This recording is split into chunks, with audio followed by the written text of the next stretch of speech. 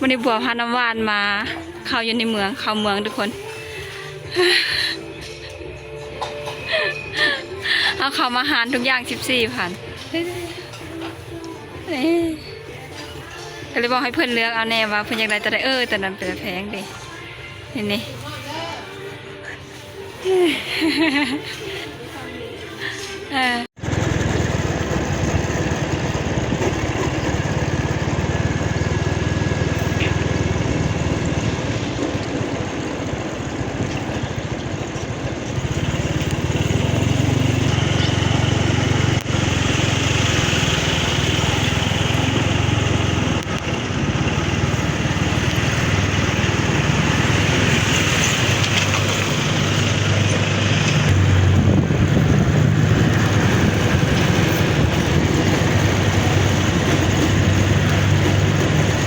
ปตททุกคนใช่ไหมสวัสดีทุกคนวันนี้เรามาเซโนกันทุกคน มาตลาดเช้าเซโนกันเรามาออกมาได้ประมาณชั่วโมงหนึ่งทุกคนก็ชิฮอตออกมา10 โมง 11 โมงฮอตพอดีเลยเราจะมารอตลาดกันปะว่าสิได้ยังได้เจ๊เลย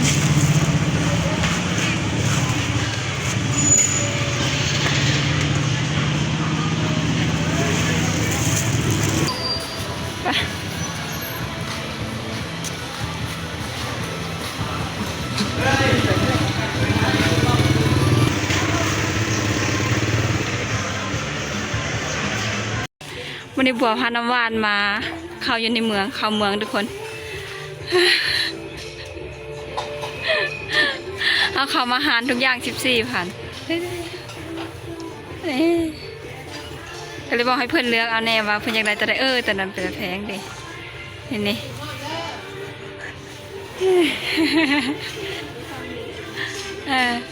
พอเข้ามาแล้วแต่ไหนก็อยากได้ทุกคนนี่ตัวงามๆเลย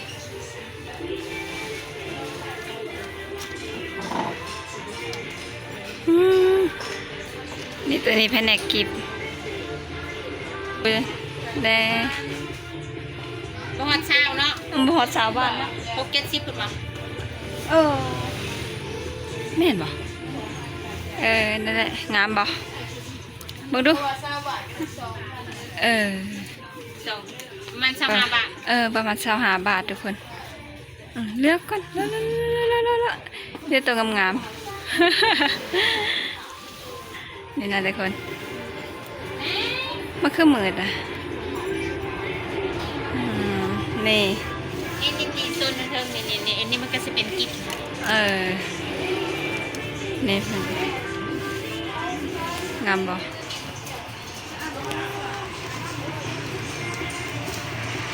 ยากขามาอะไรอย่างเงี้ยได้เอามานี่ก็เบิ้งโนดแต่ได้งาม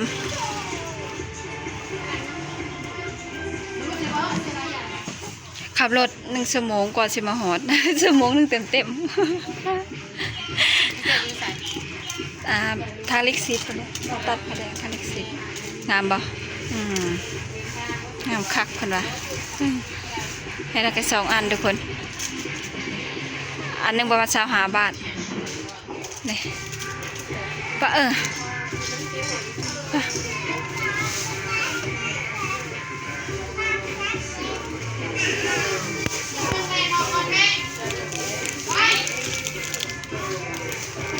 า2 อันเอา2 อันนี่มัน3แล้วหรือว่า2 อันมาให้กันไรว้าทุกคนหมดเลยวันนี้นามาไม่ได้แนวไปแต่อยากได้อย่างนี้จะงาม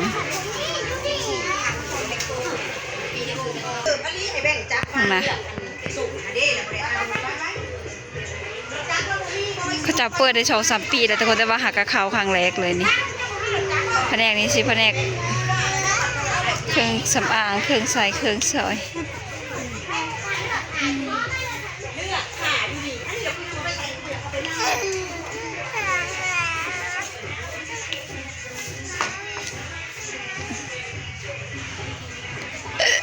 อันนี้แผนกความงามคือเก่า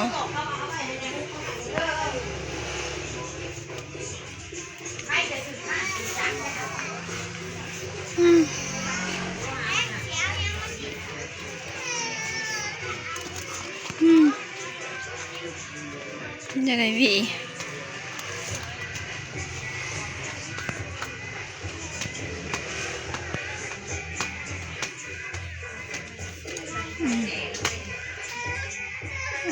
นุ่มดี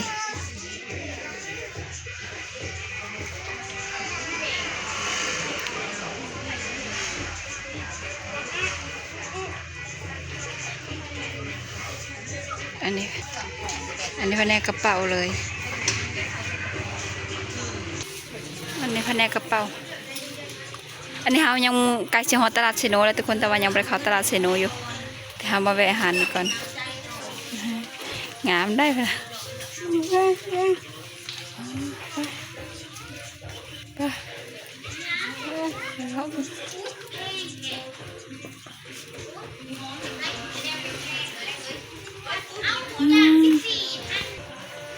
นี่แผนกเครื่องใส่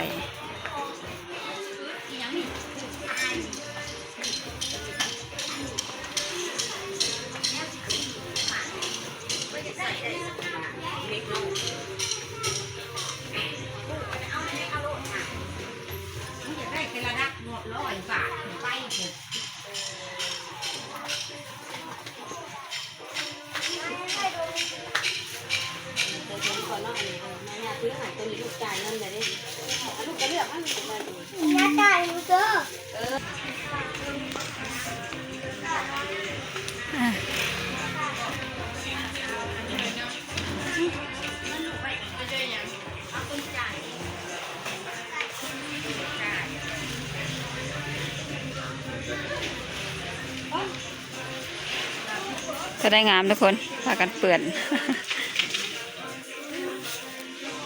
ตัวนั้นงามมันตัวนั้น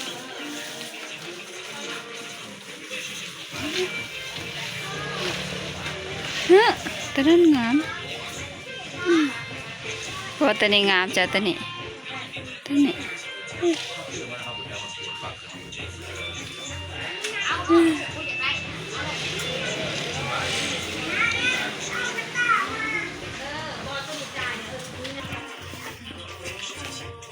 งามบ่คนว่า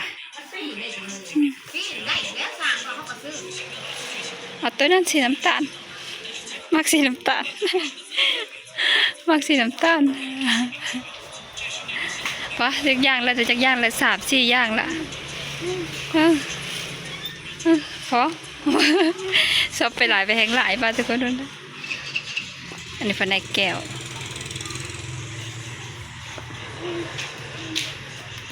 ไปคิดเงินกัน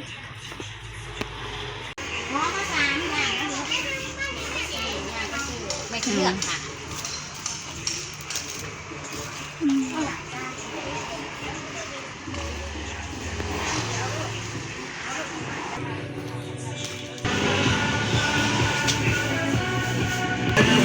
ราคา14,000ทุกคนก็เอาเขาราคา14,000ทุกคนก็เพื่อนบ้านเราเอาตลาดเซโนเป็นแผนกเสื้อผ้าทุกคน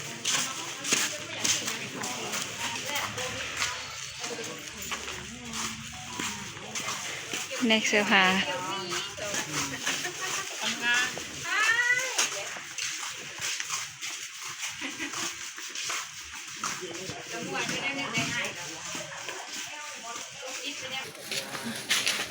อ๋อหันเสื้อเป็นตะแพงดีเพื่อนล่ะ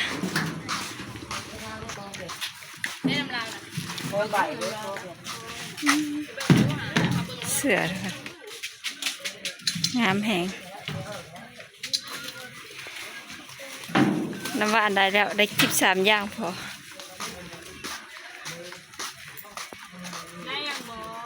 ได้ยังเด้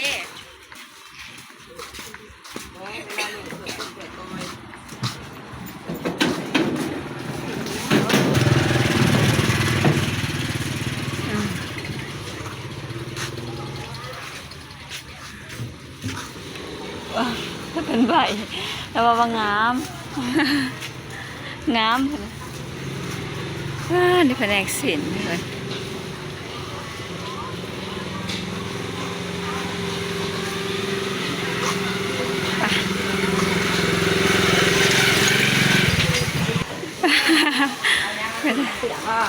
ไป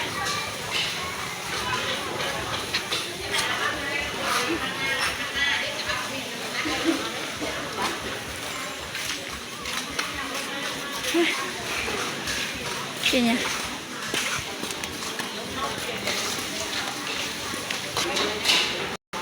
มีแผนกอาหารทุกคน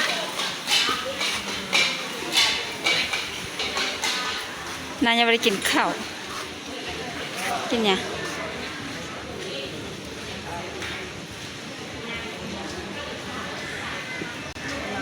ไปเลย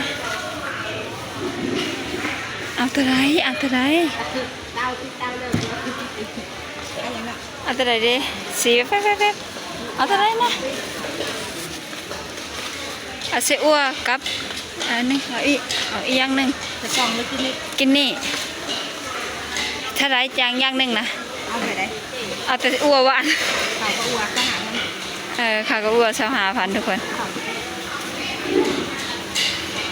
นายยังไม่ได้กินข้าวเช้า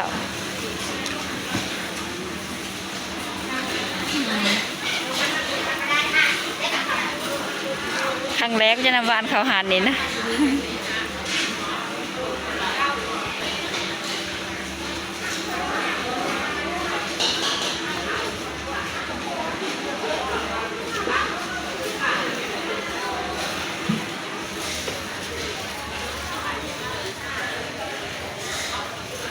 เอามือมาเลยช่วงนั้นน่ะ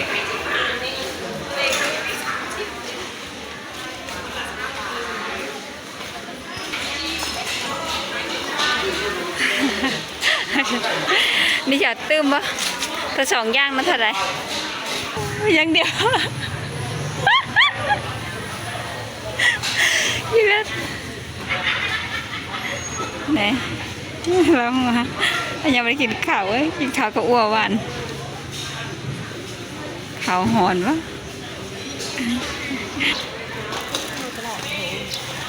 คนน้ำหวานไม่กินข้าวเจ้ามัน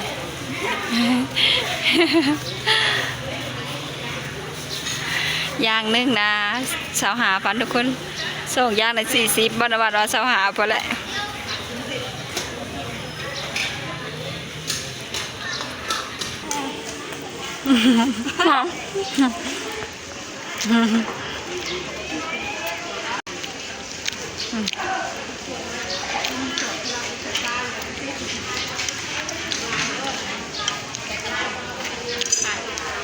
นี่บรรยากาศตลาดเริ่มไว้เลยทุกคน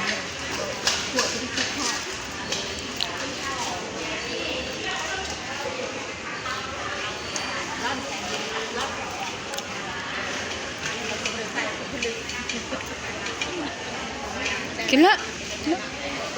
กินบ้าคนดัง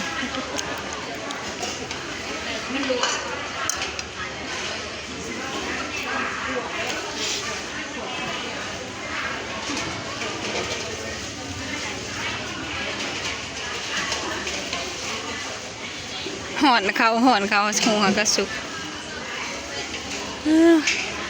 ตลาดแผนกอาหารตลาดเช้าเซโน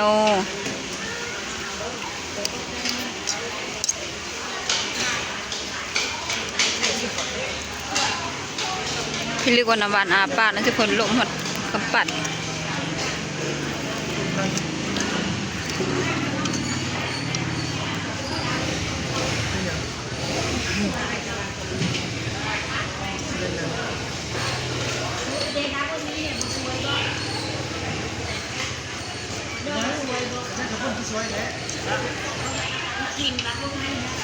เกาหลี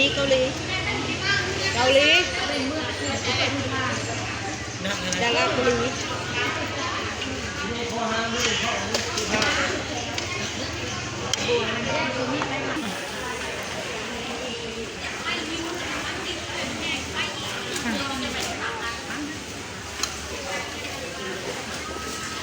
มาจิ้มแขว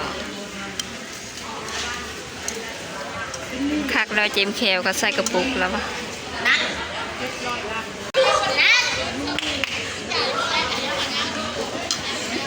่นแล้ว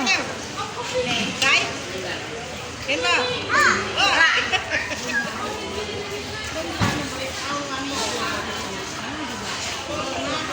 ถ้ามาได้กินข้าวก็ใส่กรอกแต่คนสองอย่าง25แต่เกินนั่นก็40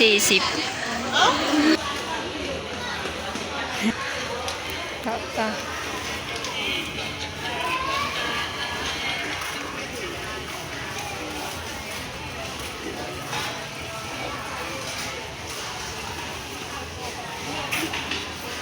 ก็ขน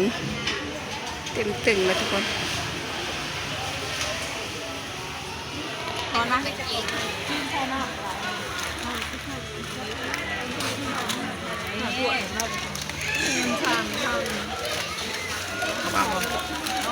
ถ้าตัวนี้40ไม่ได้ตัวนี้นี่ตัวบุญแมงกระเบื้อง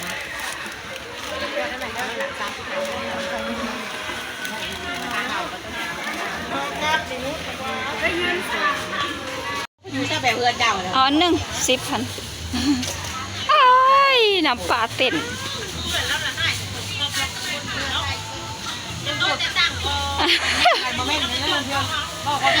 เป็นนั่งแนบนานแล้วเห็นยัง ไปจับหักคอแล้วก็ชิกความแพงเลยคนคนที่ไม่รู้ได้เลยกินเนี่ยบ่ โอ้ข้าสอนบักเล่น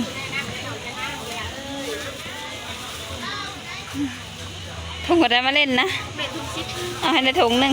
ว้าวหลายแท้เอาถุงตัวนี้นี่แหละแม่นแล้ว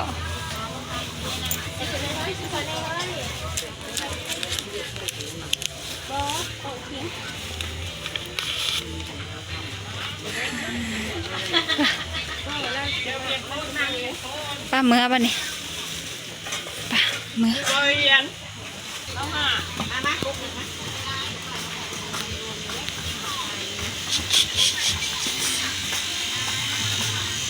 วันวานนี้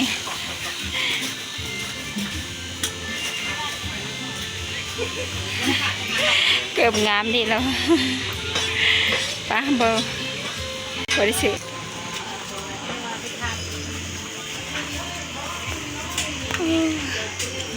บ่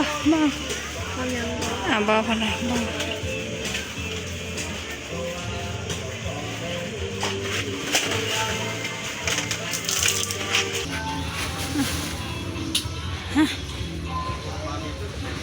นี่แต่แกอนุญาต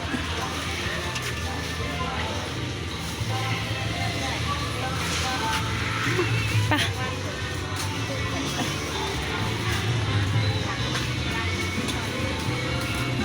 ก็ได้นี่มั้ย เนี่ย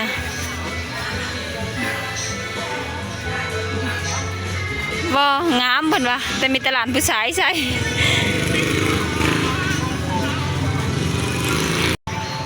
น้ำวันนั้นมาเล่นลายที่ชุดทุกคน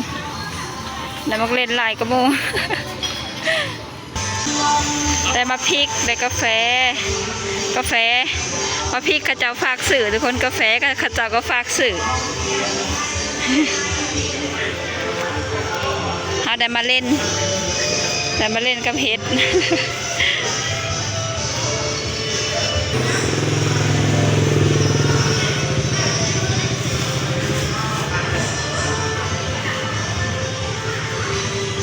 เล่นถูก10,000พอซื้อทุกคนน้ำหวานก็ได้ครึ่งได้กิฟต์2 อันอย่างหัดพรมมันนึง